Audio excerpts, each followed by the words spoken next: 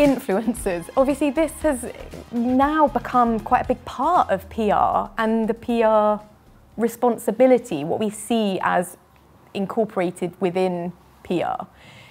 I think, Kate, it's interesting, I think, to start from a company perspective. You've had to probably diversify your team's skill set quite considerably in order to be able to... I think it's about sort of 5 or 6 years ago, we made a significant investment in a digital team. So I had a digital, a creative, a social media manager. We've now got others under that. And it was, and I don't think I would have been able to set up Wildcard now, because I set it up, on my own with one laptop, and you need to have that resource. So it has required it has transformed the face of PR, and I think before we talk about influencers, which I know Georgie's got some very good things to say, but I think we've got a lot of other people out there saying, I can do influencers, I can, because effectively they're offering them for sale. Sure. So anyone can go out and just buy them. But actually, if the editorial relationship doesn't sit, if it's not authentic, doesn't sit at the heart of it, it's not going to work. But so we're sort of struggling with that challenge as well. It doesn't sit completely in the PR field. Well, I guess what you're talking about, though, is almost like an unstrategic approach to influencers. It's the equivalent of machine gunning down coverage. Yeah. It's sort of, I'll take any influencer with any channel, whether or not my audience is there or not. Exactly. Whereas I think what PR about is obviously like highly strategic, targeted. Yeah.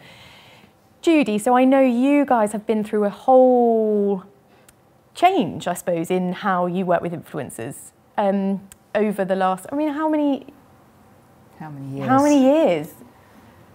It's four, still 5?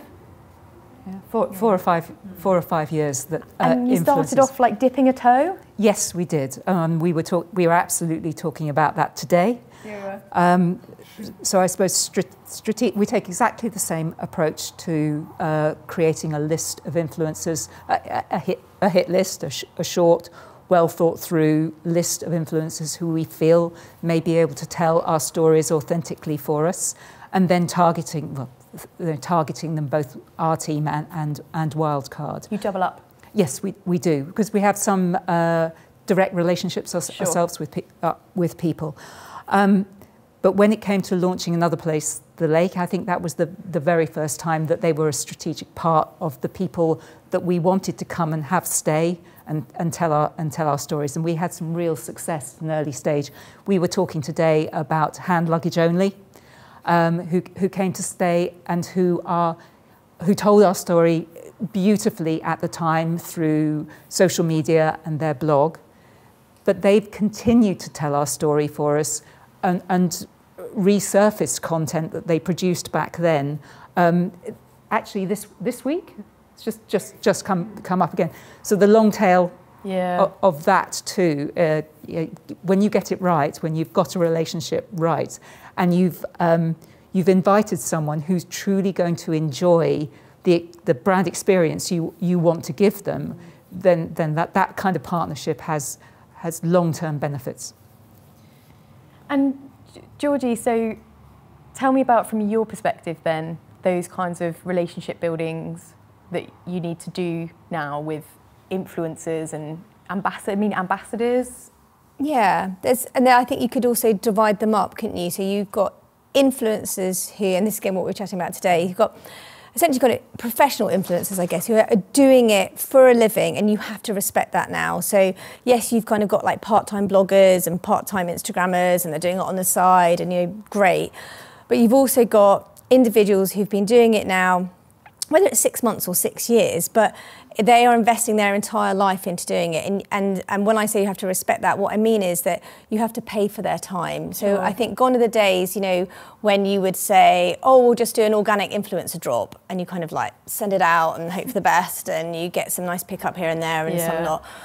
I think, what we've learned over time, and this is, trial and error, as a lot of things are in life, aren't they? I mean, you you realise, just like we do with editorial journalists, you nurture the relationships, you find out who is right for your client, for their audience, and we've got fantastic tools which allow us to look right into kind of the back end and who is looking at their content and how much time are people spending on it, what is the return on investment to our client in order to do that. But you put spend into it, because unlike editorial, where there is an element of control because it's through the newspaper, what I would argue with an influencer is that you have essentially a paid agreement. So rather than say the Times journalist, where you do have an understanding, you have an agreement before they come on a press trip, with an influencer, you're making an agreement with them because you do want some control.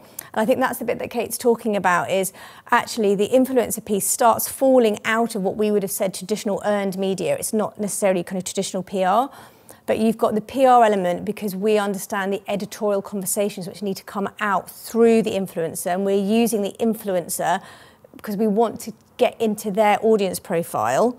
But then there is the contractual piece that goes with it. And all those bits do need to work together, I would say. And yes, there is definitely still scope out there for organic gifting and organic relationships and contra deals, especially you have beautiful hotels, and not always money needs to change hands. But ultimately, if you work with the influencers, you also want them,